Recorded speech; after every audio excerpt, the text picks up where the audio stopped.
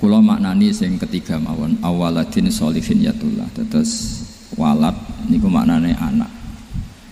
Anak niku saged anak nasab kados Habib Umar bin Isbat, Habib Soleh bin Isbat, Habib Ali namanya anak nasab. Lalu sing paling penting dari status anak niku soleh. Soleh niku status perilaku. Ya, dados soleh niku status ingkang soleh. Soleh niku maknane ingkang layak. Yat ulah nembe wonten sifat kedua ingkang dongano. Dados pertama nu sementing soleh. Dikata saniki niku tiyang mendoakan orang tuanya, tapi mboten enten status soleh, dari rapati mandi. Jadi ini yang perlu diperhatikan. Jadi status soleh itu kita dapatkan dulu, baru yat ulah. Sekarang do menculot. Anaknya do rapati soleh terus dunga sakjane rapati mandi. Nah niki Habib Ali bejo, anaknya dijinakno soleh ya soleh tenan.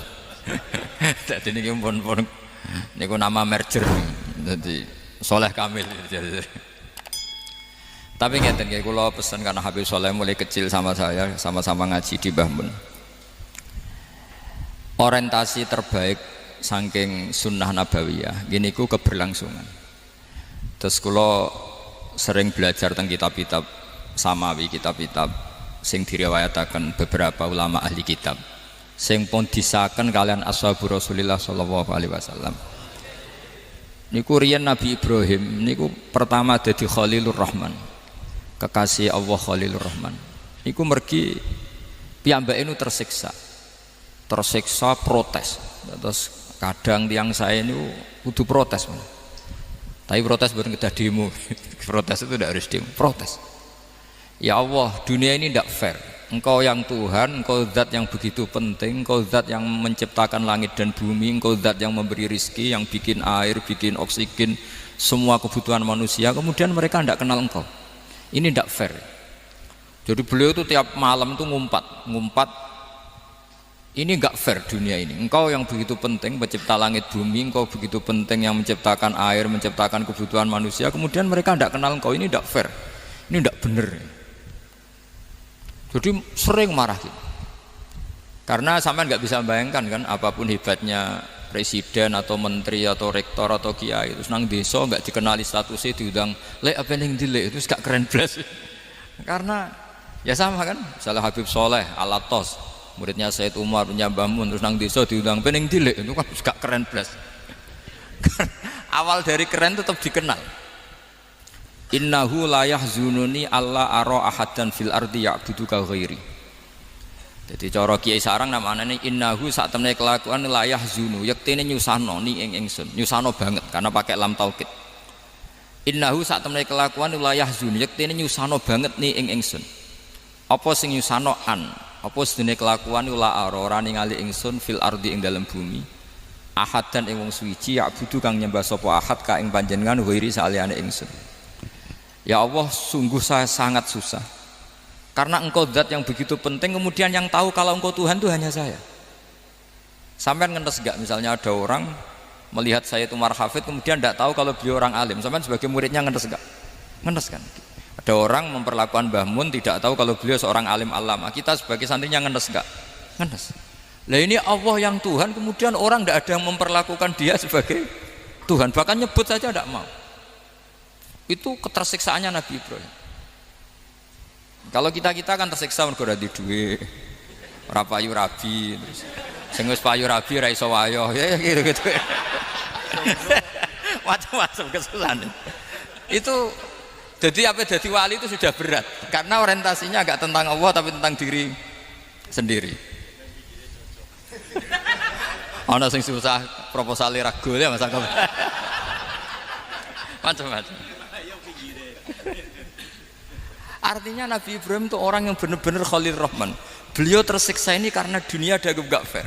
Masa Allah zat yang begitu penting kemudian mereka enggak tahu. Maka awal dari nubuah itu apa? Menaukan al-i'lan, mempermaklumatkan Allah di alam raya ini. Makanya nggak ada nabi kecuali memaklumatkan diri.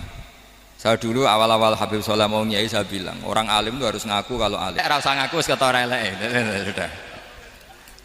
Karena agama ini pertama yang menolong itu memaklumatkan. Sehingga pertama Nabi jadi Nabi dari Gua Hira, pertama apa? Cara saiki nggih kira-kira memaklumatkan. Tapi reso dibahasakno jumpa pers. Tapi yang jelas pertama yang dilakukan Nabi setelah di Gua Hira apa? Memaklumatkan diri kalau beliau adalah Nabi. Sehingga dikumpulkan semua, terus beliau memaklumatkan diri kalau saya ini Nabi. Karena nggak ada artinya Allah kalau tidak dimaklumatkan. Makanya di Quran itu kalau menyebut Allah atau menyebut kebenaran selalu dimulai dengan kata fa'lam, harus dimengertikan. Kita ngerti kemudian mengertikan ke orang lain. Makanya saya sering dulu bilang ke Habib Soleh, nggak boleh orang soleh menyembunyikan diri. Karena nanti kalau orang-orang soleh menyembunyikan diri, sing zuhara ala wajilil ardi adalah sesuatu yang nggak benar. Coba misalnya gini ya, orang bisa terhibur lewat dangdutan, terhibur lewat maksiat. Sementara orang nggak bisa terhibur lewat Thala al-Badru alaina, Asyraqal kaunu bihaja dan sebagainya. Maka orang-orang soleh adalah orang yang bisa memaklumatkan Allah, memaklumatkan Rasulullah, memaklumatkan Quran dan supaya itu diterima.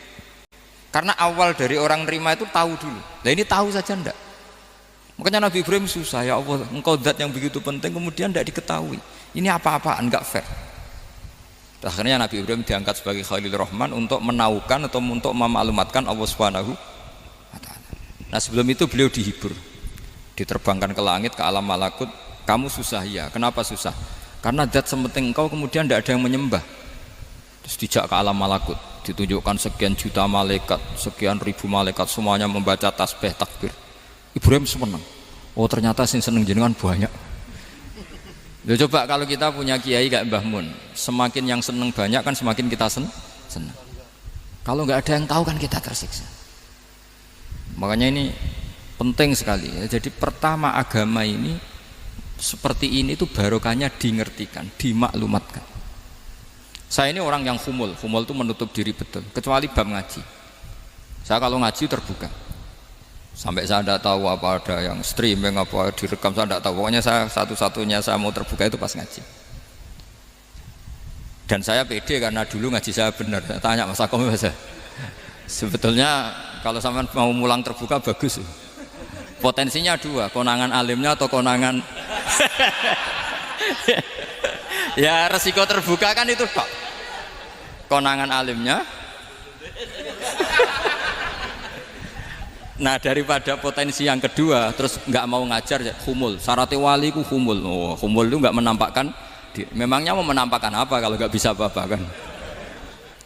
Jadi saya tidak tahu itu humul apa bagian dari pengamanan diri. Apa mas? Apa? Aim. Jaga iman.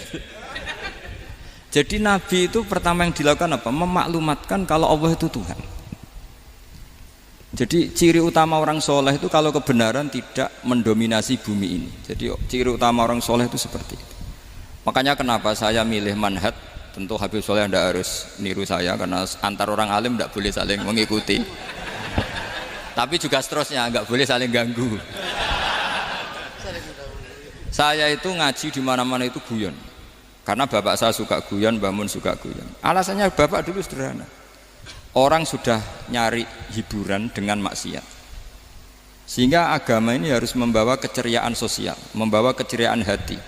Karena Allah ngendikan kul bi fadlillah wa bi rahmati fa bidzalika falyafrahu. Orang tuh harus senang dengan kebaikan. Orang happy dengan Thala al-Badru alaina, happy dengan manaqibul akhyar, dengan fadhailul akhyar.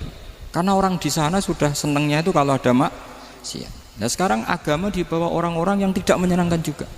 Ngaji teko wis merengut. Ada muridnya salah duduk marah, salah posisi meja marah. Lalu orang-orang kan mikirnya kan, daripada ngaji dimarahin terus mendingan ndak kan.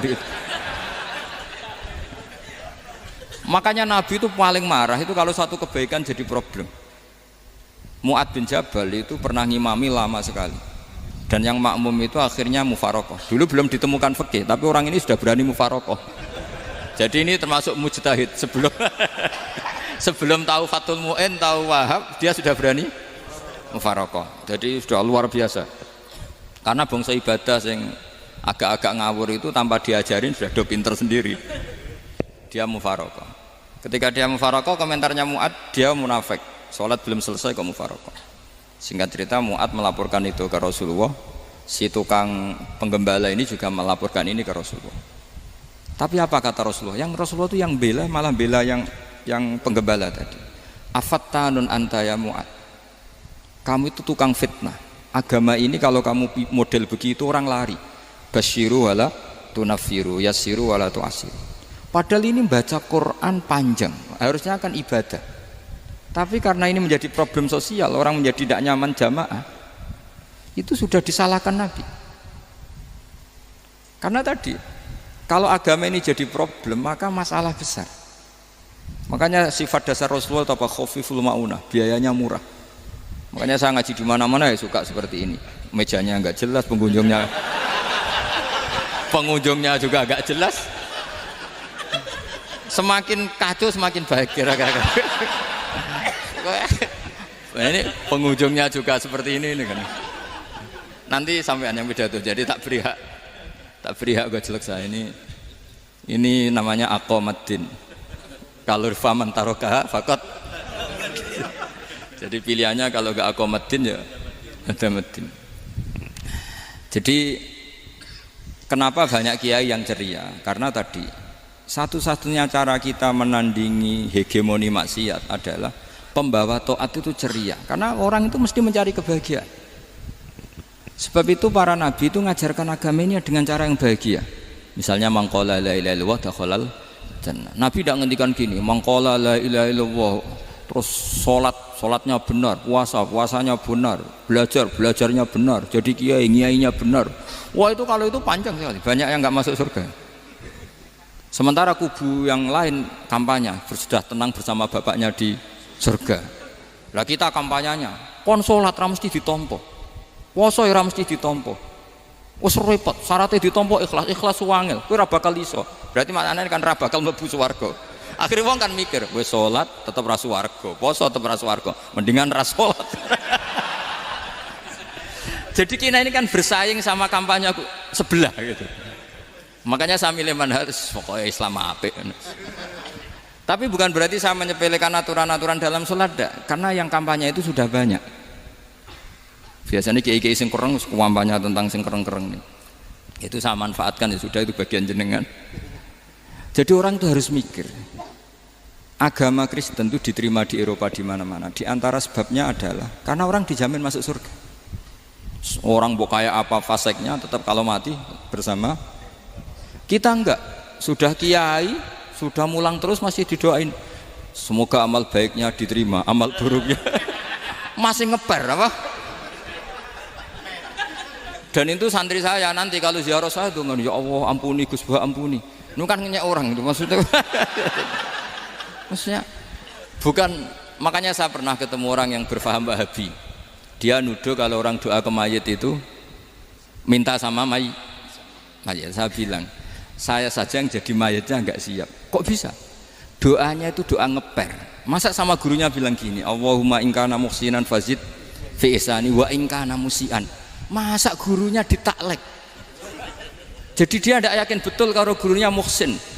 Masih ditaklek, jika guru saya baik maka gini ya Allah, jika guru saya buruk maka gini. Loh saya tuh gak pernah doain Mbah Mun gitu, tak anggap gak sopan. Jadi kalau saya berdoa, ya Allah jenengan izzihi apa ya, jenengan balas lah, izzihi anna anil muslimina khairan katsira wa antal ghafurur rahim wa anta gitu. Saya enggak tega muni wa ingkana musian. Jadi kayak ada sopan ya. Lo kalau aku yang mati saya bilang gitu. Tak balik malah ingkana musian, malah ada terusannya bahwa kadalik. Jadi makanya mereka kan sering pakai dalil. Andai kan tradisi itu benar, maka yang paling pertama melakukan itu sahabat. Selalu mereka berargumentasi kalau itu tradisi yang benar, maka pertama yang melakukan itu sahabat. Ya gak mungkin sahabat masa bilang ke Nabi ingkana. Bisa kafir berat kan? Masa kesolehannya? Loh andai kan Abdul Qadir wafat di mana ini ngomong ini? Beduk. Saya tidak akan berdoa seperti itu. Oh bisa marah Abdul Qadir Jailani. Masa kesalahan beliau di ingkana musinan sama ingkana musian. Jadi orang tuh harus mikir. Jadi saya dengan bukan berarti Gus Bak bid'ah menciptakan doa baru. Ini bukan urusan menciptakan. Orang yang punya sopan spontan seperti itu. Ini bukan urusan modifikasi doa Anda. Makanya kenapa para nabi itu tidak disolati dengan cara seperti itu, langsung assalamualaikum ya Rasulullah, assalamualaikum ya Abu Bakrin, assalamualaikum ya Umar. Enggak mungkin kita mengatakan ya Abu Bakrin, ya Allah ingkana. Masa Abu Bakar diingkana? Kalau dia, bukan kalau beliau ashabu Rasulillah, pasti orang Sayyid itu dzurriyyatu Rasulillah, pasti al-tahirin al-mutahharin. Guru-guru kita ini guru-guru kita. Jadi tolong doa itu. Nah, kalau terpaksa doa wa in kana musian, anggap saja hafalnya hanya itu, tapi jangan dijiwai, apa? Jangan apa? Dijiwai. Kalau ditanya, "Lho Gus, ini orang soleh kok doanya wa in kana musian?" Itu kan guru jenengan. Apalku ikut tok. Tapi ora usah dimaknani, apa? Karena sekali dimaknani nanti kan. Jadi ini urusan etika, urusan rasa. Saya teruskan ya. Karena jadi saya mohon sekali, apa-apa itu ada aturannya. Ada aturannya. Ya tentu kita ikut masal saja. Semua selain Nabi, selain para wali kita nggak apa-apa doa wa ingkana musinan, ingkana musian. Tapi di hati kita sebetulnya ketika mengatakan ingkana musian itu coro Jawa hanya rapalan. Rapalan itu ya sudah ngomong saja, tapi nggak usah apa? Nggak usah dijiwai ya. Yang dijiwai kita adalah sifat ghafurnya Allah, bukan status mayitnya, tapi sifat ghafurnya Allah. Karena kata musik itu kan nggak nyaman. Makanya Nabi itu hebatnya Nabi ya tentu karena bentukan Allah Subhanahu wa taala. Adabani Rabbi fa ahsana ta'dibi. Itu kalau nyifati tentang keburukan orang mukmin itu diikutkan sifat ghafurnya Allah. Jadi misalnya gini kalimatnya, liyukaffirallahu anhum aswa alladzi amil. Atau sebagian ayat misalnya wa yukaffiru anhum sayyi'atihim. Jadi sebetulnya kalau terpaksa mengatakan orang itu buruk, itu sebenarnya dari Allah dulu kita mengatakan Allah itu zat saking baiknya itu mengampuni salahnya seseorang.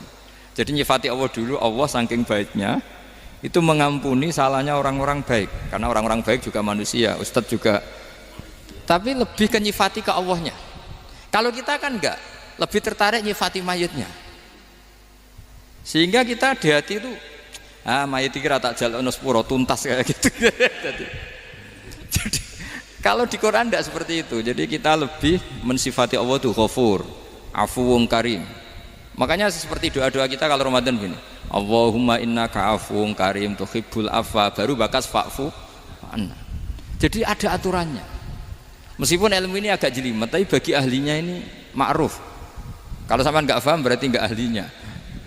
Jadi ilmu ini agak jelimet, tapi ma'ruf. Nah, sehingga Rasulullah kalau kita meyakini syafaatu Rasulullah SAW, itu cara berpikir harus kita balik. Misalnya begini, wong Islam nakale ngono, penggaweane maksiat kok disyafaati Kanjeng Nabi kurang penggawean. Caranya berpikir jangan gitu. Kalau gitu kowe mari mangkel, wong nakale ngono kok untuk syafaati Kanjeng. Tapi cara berpikir gini, syafaatu Rasulullah itu wasi'ah, luas sekali. Syafaatu Rasulullah ghairu munhasirah, tidak terbatas. Syafaatu Rasulullah itu lebih sakti ketimbang dosanya umatnya. Semua ulama dulu kalau nyifati Allah juga gitu. Allahumma misalnya maghfiratuka awsa'u min dzunubina. Ya, yang misalnya yang pakai mutakalim ya Allahumma maghfiratuka awsa'u min dzunubi wa rahmatuka arja inti min amali. Jadi jangan kitanya dulu. Kalau kitanya dulu kan nyifati kita dosa banyak. Itu sama ndak usah ngaku sudah tahu semua. Tapi nyifati pertamanya apa? Allahumma maghfiratuka awsa'u min dzunubi wa rahmatuka arja inti min amali. Sehingga dari nyifati maghfiratullah yang wasi'ah, yang tidak terbatas, kemudian kita sah mengatakan bahwa ahlul maksiat pun mungkin atau berhak dapat ampunan. Sama, syafaatu Rasulillah itu ghairu munhasirah, syafaatu Rasulillah itu wasi'ah. Sehingga sahlah riwayat syafaati li ahlil kabair min ummah. Itu bukan menyangkut melegalkan kabirah, bukan menyangkut mengesahkan orang Islam dosa besar, karena nanti dapat syafaatnya Rasulullah. Cara berpikir jangan gitu. Nanti kamu mentasjek memberanikan orang melakukan maksiat berdasar iktimat syafaati Rasulillah. Itu jangan gitu cara berpikir, dibalik apa? Syafa'atu Rasulullah ausa'u wa ausa. Sangat luas. Sehingga saking luasnya sampai yang tukang maksiat saja kebagian. Sama rahmatnya Allah Ta'ala itu wasi'ah. Rizkinya Allah ya wasi'. Sampai wong nganggur ya iso mangan ngono. Lah begitu juga rahmatnya Allah Ta'ala itu wasi'ah. Sampai wong sing sumpek utange akeh ya iso guyu ngono. Lah tapi kalau dibalik, misalnya saya diprotes kiai, saya pernah juga diprotes, Gus umat kok mbok latih guyu padahal mereka maksiate akeh, hutangnya akeh, gini-gini. Karena kamu menyifati orangnya. Kalau menyifati orangnya sampean guyu haram. Utang jatuh tempo, sampean gak mikir dosa ndak? Dosa. Jadi kiai muridnya goblok kok kiai kurang tahajud itu ya dosa. Jadi kiai kok muridnya goblok tenang wae. Sementing untuk sowanan itu amatir ya kene. Mestinya cara berpikir dibalik.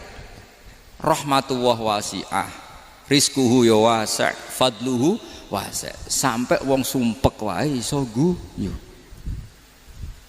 Sehingga kita ini sudah objek. Loh, kita ini tidak subjek di alam raya ini, kita tidak subjek tapi apa? Objek. Makanya saya berkali-kali mengatakan, mbok kayak apa sumpeknya kita, tetap wong iso guyu. Karena apa? Allah mensifati dirinya wa annahu wa adhaka wa abka. Allah itu adhaka, zat yang memberi orang iso guyu. Wa abka lan zat sing maringi wong iso nangis. Karena sifatnya Allah Ta'ala pasti nafidah, sifatnya Allah Ta'ala pasti terjadi. Dan kita objek. Makanya wong sumpek utange akeh, bojo ora percaya, tangga ora percaya, nak guyu banter-banter. Karena Allah ku adhakadat sing maringi guyu. Wa abka, sudah presiden, sudah gubernur, sudah menteri, nak Allah kepengin nangis no yo nangis.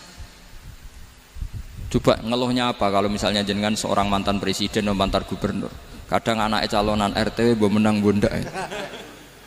Ngeluhnya apa orang alim, misalnya alim alama, anaknya mau jadi jurumiyah raiso, susah. Kaya raya anaknya jadi pasien, susah. Allah punya cara untuk abega, untuk bikin orang nangis. Nah karena kita ini objek, pasti sesupek apapun orang yang bisa tertawa ya bisa nangis. Makanya banyak ulama yang nggak terlalu serius mikir agama ini, bukan karena dablek, enggak, karena Allah mensifati dirinya Al-Hadi, yang memberi petunjuk. Kita gak ditunggoni Kanjeng Nabi, gak ditunggoni Wali Songo, gak ditunggoni para alawin yang dulu, gak ditunggoni Habib-Habib yang kayak Said Abdul Al-Haddad. Tapi karena Allah itu Al-Hadi, yang memberi petunjuk, dan sifatnya Allah Ta'ala la budda wa ayat takuna nafidah. Sifatnya Allah pasti nafidah. Amerika kayak apa liberalnya, sekarang trennya juga banyak yang masuk Islam. Kampung-kampung pedalaman gak ada kiainya, cukup mudin. Kadang membawa agama itu orang yang ke situ mau nyari kayu. Orang di pedalaman Kalimantan, Sulawesi itu pertama itu nyari kayu, tapi bawaan hidayat, lama-lama bikin masjid. Saya pernah di Korea, ke sana orang nyari uang, niatnya juga nyari uang, tapi akhirnya tersiksa kalau enggak bikin masjid. Karena apa? Karena Allah itu Al-Hadi, zat yang memberi petunjuk. Maka kamu tidak usah khawatir, agama ini pasti jalan ila yaumil qiyamah, karena Allah Al-Hadi. Sama. Mbok kamu umat mbok weden-wedeni kowe ku amalan ora mesti ditampa. Nek ora ditampa mlebu neraka. Ngono mulai ngaji ya tenang ae. Tenang, santai. Bahkan kadang bilang gini, Pak Yai tadi gak bener. Masa ngecap orang mlebu neraka. Kita yang masyarakatnya gak tahu pintunya. Pak kayaknya tahu pintunya. Karena orang itu punya cara. Lho ya betul. Orang Bedui itu kalau ngaji sama Nabi itu lebih unik timbang yang soleh, timbang yang pinter. Sehingga banyak ilmu itu ditemukan dari orang Bedui. Karena cara berpikir itu aneh. Kalau orang soleh, orang waras kan berpikirnya ada aneh, standar. Jadi orang Bedui itu aneh. Pernah suatu saat Rasulullah itu khutbah cerita kiamat. Wah dahsyatnya kiamat kayak apa? Semua orang diam nangis semua. Orang Bedui enggak, lebih cerdas.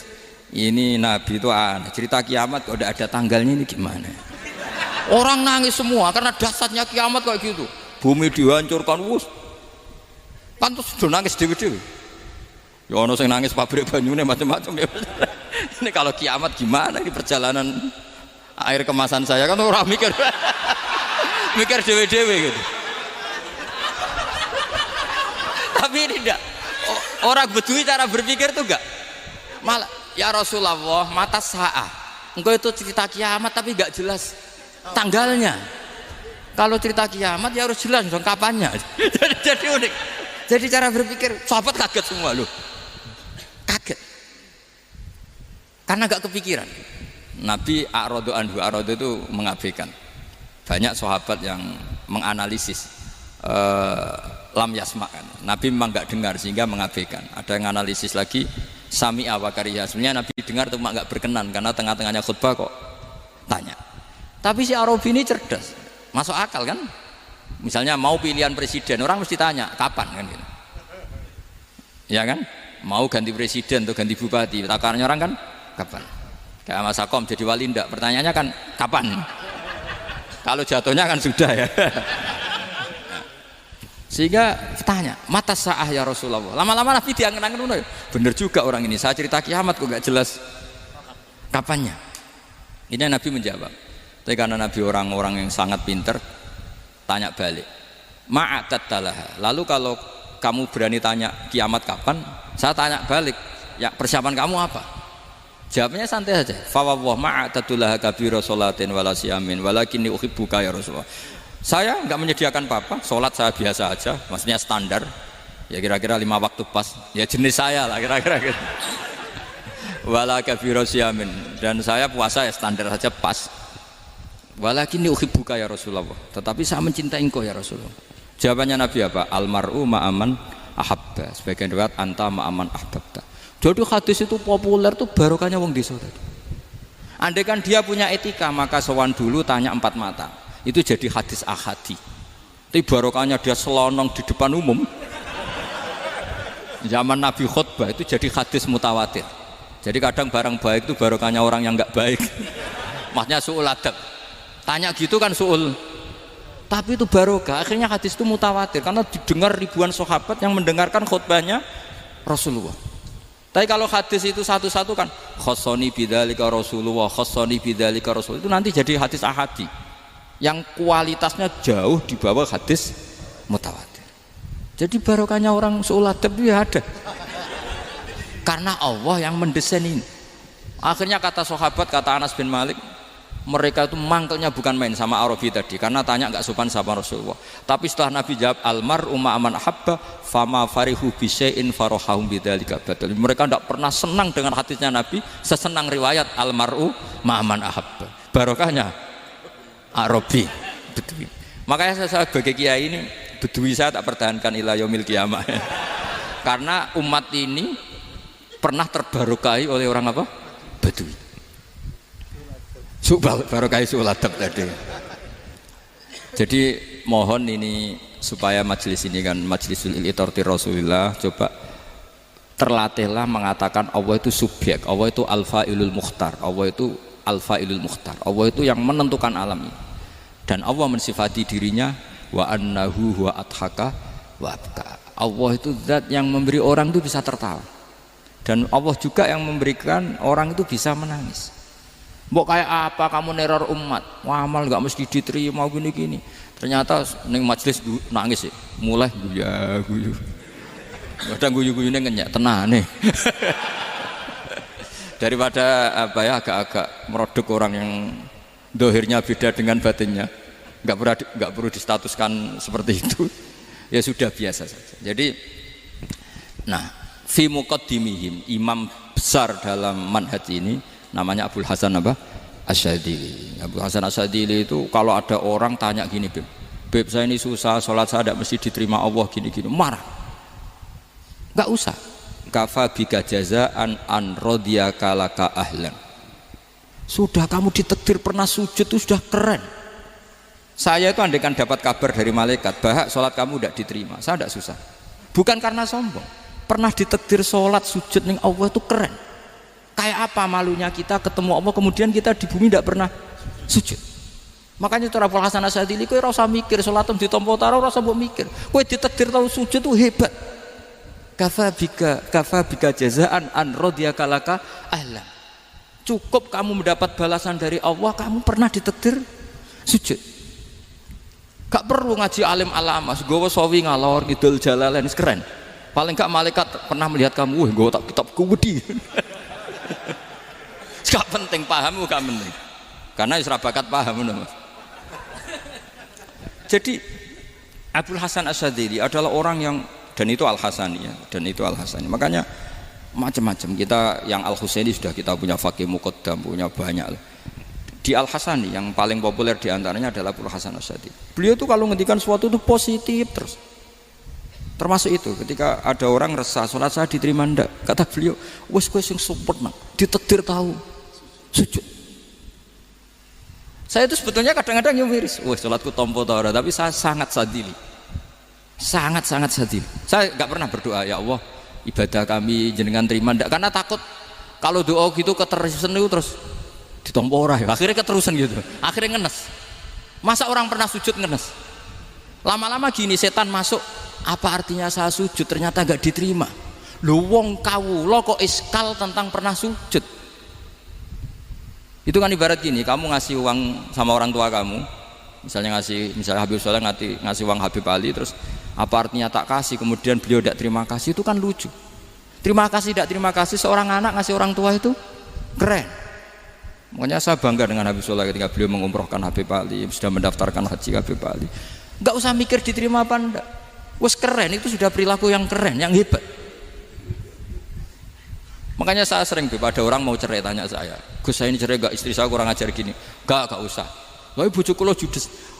Uang di bojo itu wes keren, paling gak kowe ra darani jomblo.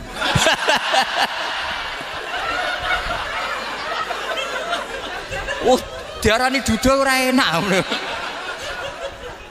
Wes luwe sabar di diarani duda mek diarani bojo judes.